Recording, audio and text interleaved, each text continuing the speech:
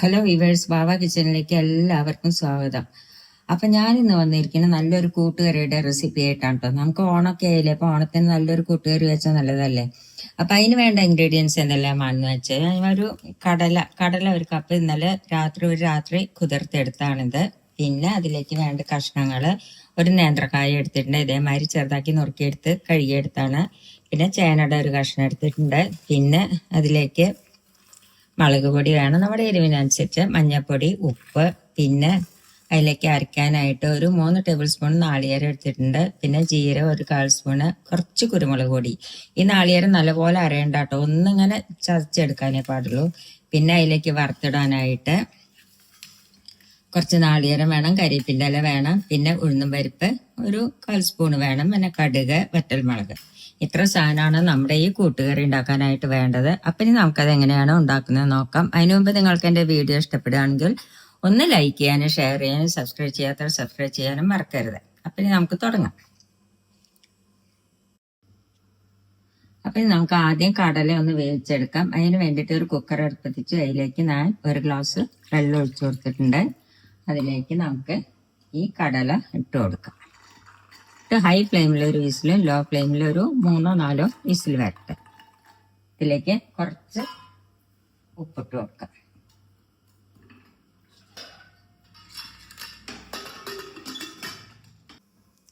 കടല വേകുമ്പോഴേക്ക് നമുക്ക് ഈ നാളികേരവും ജീരകവും കുരുമുളകും കൂടിയിട്ട് മിക്സിയുടെ ജാറിലിട്ടിട്ട് ഒന്ന് അരച്ചെടുക്കാം. നല്ലപോലെ അരയണ്ട കേട്ടോ.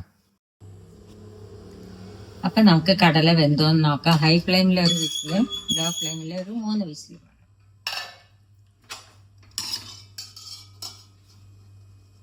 കടലയൊക്കെ നല്ലപോലെ വെന്തിട്ടുണ്ട്. ഇനി എന്താ ചെയ്യട്ടെ, ഞാൻ സ്റ്റൗ ഒന്ന് കത്തിക്കട്ടെ.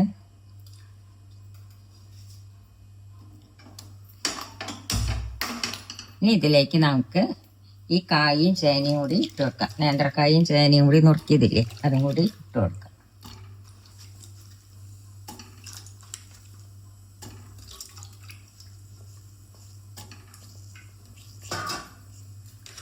ഇതിലേക്ക് നമുക്ക് മുളക് പൊടി, മഞ്ഞൾപ്പൊടി, ഉപ്പ് ഇട്ട് കൊടുക്കാം.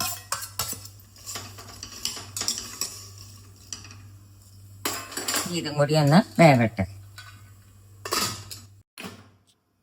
അപ്പൊ നമുക്ക് നമ്മുടെ കായും ചേനയും വെന്തോന്നൊന്ന് നോക്കാം.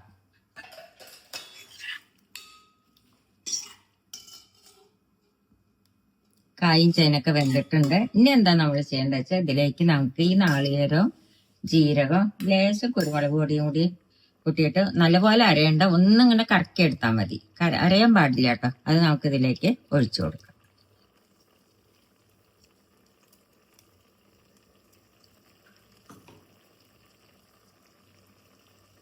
ഇനി ഇതൊന്ന് നല്ലപോലെ ഒന്ന് തിളക്കട്ടെ.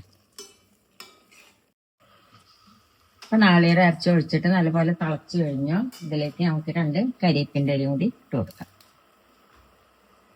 ഞാൻ ഇതിൽ ഉപ്പുണ്ടോന്ന് നോക്കട്ടെ. ഉപ്പൊക്കെ ശരിയാണ്. ഇനി നമുക്ക് ഇതിലേക്ക് വറുത്തിടാം. വറുത്തിടാനായിട്ട് ഒരു ചീഞ്ചട്ടി എടുത്തിട്ട് വെച്ച് അതിലേക്ക് നമുക്ക് കുറച്ച് വെളിച്ചെണ്ണ ഒഴിച്ചു കൊടുക്കാം.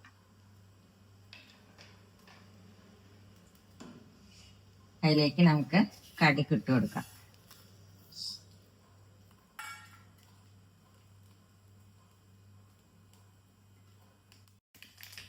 കടുക് പൊട്ടിയതിലേക്ക് നമുക്ക് ഈ ഉഴുന്നും പരിപ്പ് ഇട്ട് കൊടുക്കാം. ഈ വറ്റൽമുളക് ഇട്ട് കൊടുക്കാം. ഇതൊന്നും നോക്കട്ടെ.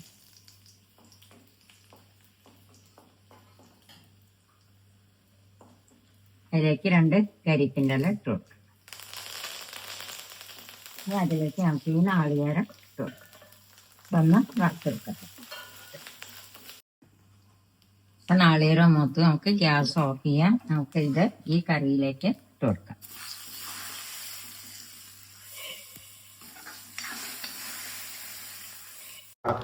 അപ്പൊ നമ്മുടെ ഓണ സ്പെഷ്യൽ ആയിട്ടുള്ള കൂട്ടുകറി റെഡിയായി. എല്ലാവരും ഒന്ന് ഉണ്ടാക്കി നോക്കുക.